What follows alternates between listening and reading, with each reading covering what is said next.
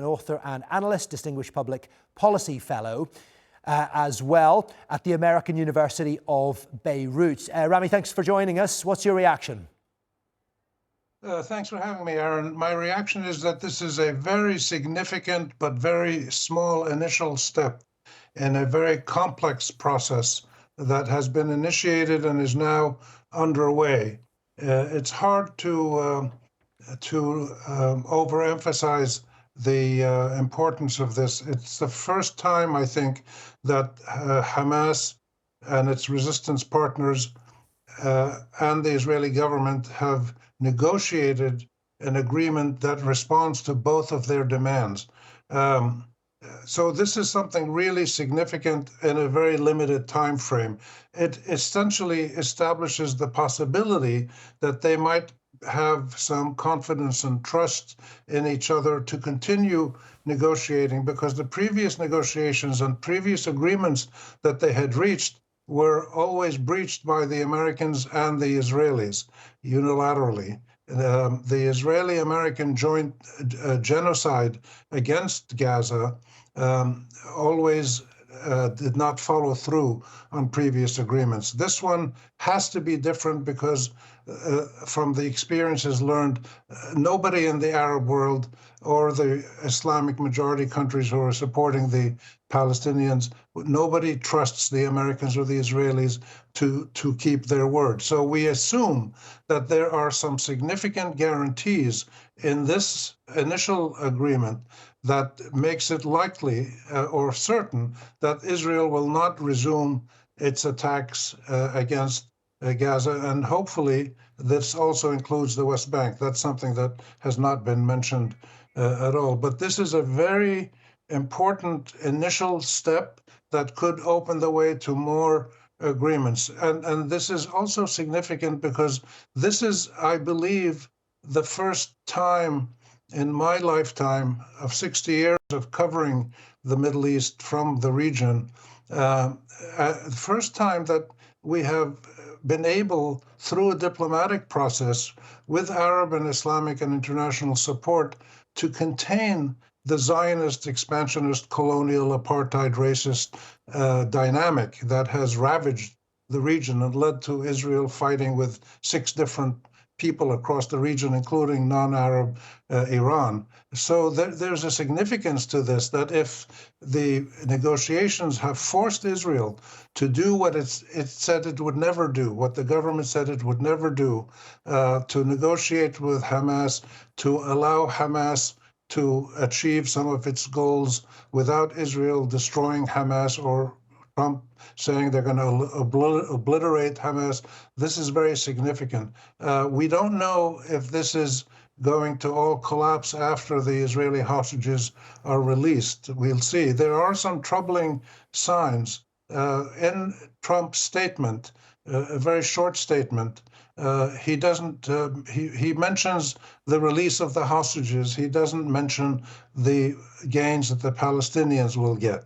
This is very important, I think, and symbolic of the inequitable colonial pro-Israeli nature of the American position, because the Americans are both the co-genociders with Israel in attacking Gaza, but they're also trying to be the mediators between Israel and Gaza. This is a very complex trick to pull off, and I don't think Trump and his people have either the experience or the personality to be able to do that, but we'll just have to judge them by their actions. So far, this is the second action that's happened. The first was to get the negotiations started.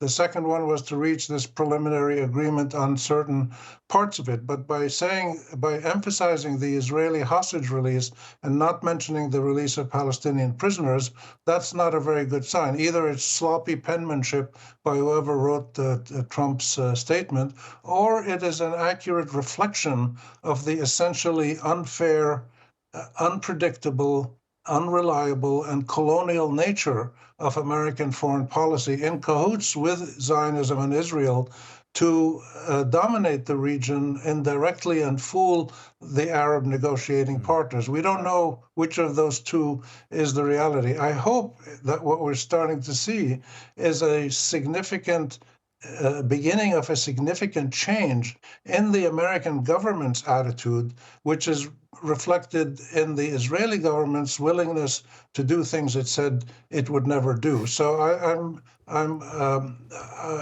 holding out the hope, the possibility that this is the beginning of a process of historical change, which is not only about ending the fighting and the genocide in Gaza and trying to restore a normal life there, and then ultimately maybe an Israeli-Palestinian peace agreement, all of which are possible, all of which Hamas and all the Palestinians have said they're willing to do for years, but the Israelis and the Americans never responded to any Arab peace overtures. But beyond that, this could be, and I'm sort of expressing my wildest expectations, but based on the reality of covering this region for so many decades, this could be the beginning of a process of ending the colonial period in the Middle East, the colonialism that Zionism and Great Britain initiated in 1917, and that the State of Israel and the United States perpetuated after the 1950s. That colonial rampage across the region possibly may now be being checked in small steps in this little negotiation that we're seeing now, which could spread into a bigger thing. And the last point I'd make is that the fact that the Hamas people were not there negotiating in the beginning, when this initially 21-point plan came out from Trump, and then Arab and Islamic majority states negotiated with the US and Israel, and it was then brought down to a 20-point plan. And then Netanyahu, with Trump last Monday in the White House, took out all the points that the Arab states and the Islamic majority states, Muslim majority states had agreed on, just took them out. That kind of colonial behavior has to end. If it doesn't, there'll never be any genuine peace, and the resistance and the fighting and the turmoil will continue. But the point here is that both the Israelis and the Hamas and the Palestinians recognized that there was no future in perpetual warfare or resistance. They could not resolve this simply with might, as they have tried to do. And so they both decided to respond to the American overtures, to try a diplomatic approach. And it's possible that what we're seeing is a change in the fundamental philosophical and ideological and political attitude of the United States and the government of Israel to these issues in the Middle East. Hamas and the Palestinians have already accepted virtually all of the points that the Israelis and Americans have asked them to do. 15, 20 years ago, they accepted coexisting with a Jewish majority Israeli state. They accepted that Hamas would no longer be a governing institution in Palestine. After a Palestinian state was created, they accepted that Hamas's military forces would be blended in to the Palestinian armed forces when a Palestinian state is created. In other words, in a state of peace and coexistence, every country has its armed forces, and Hamas's military would no longer be Hamas, but would be part of the state of Palestine, which would have a peace agreement with Israel. This is, quite hopeful and maybe wishful thinking, but I see little glimmers of hope in this agreement today, and we just have to wait for the details. The details are critical, and that's why the announcement didn't say exactly how far back the Israeli army would draw in the first phase, but Hamas has insisted all along that Israel has to eventually leave all of Gaza, and Hamas and its partners have been pragmatic in accepting that the withdrawal would not be in one fell swoop, but would be in phases. And so we're seeing the first phase, and we just have to be patient to let this process keep working. 600 trucks of aid are going to come into Gaza every day. Thousands of Palestinian thousands of Palestinian prisoners will be released. So as this process moves along, we will see the full dimensions of it. And Rami, President Trump has certainly set the bar high. I know you're looking to the future with cautious hope, cautious optimism. President Trump set it high by saying this is the first step towards a strong, durable and everlasting peace. How much credit does Donald Trump deserve for bringing Israel to this point, for exerting pressure on them to come to the table? And how key will his future involvement be in making sure Israel follows through on what's in the agreement? On the first point, I think any honest person would have to give him credit for bringing this process into being. If he was the prime mover of this, which seems to be the case, then you have to give him credit if it succeeds. But it's not just starting the process, it's carrying out a negotiation that addresses the legitimate national rights of the Israeli people and the Palestinian people equitably, equally, and simultaneously.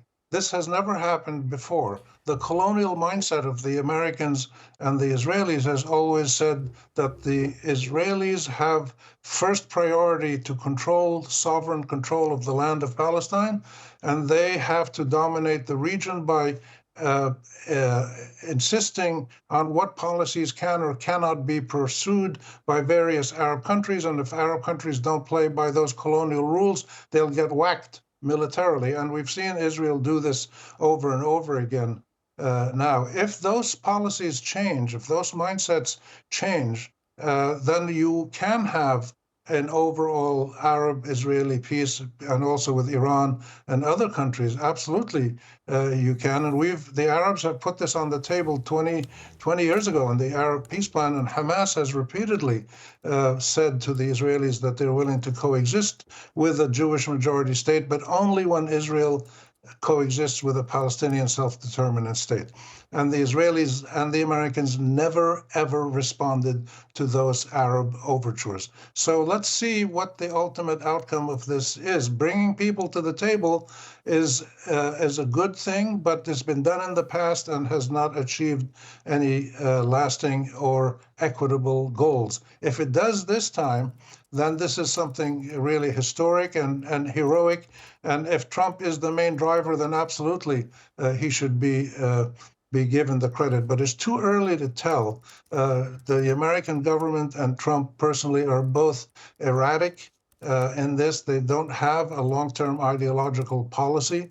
They've always treated the Palestinians as colonial subjects who don't have full human or national rights. If this is changing, then God bless them. It's about time, and we're glad to see it happen. And Hamas has proven that it has the capabilities, both militarily at one point and now politically, to engage in a diplomatic process that tries to honor and implement the rights of all people in this region, which includes the state of Israel, if Israel reciprocates and honors the rights of the Palestinians and all the Arabs.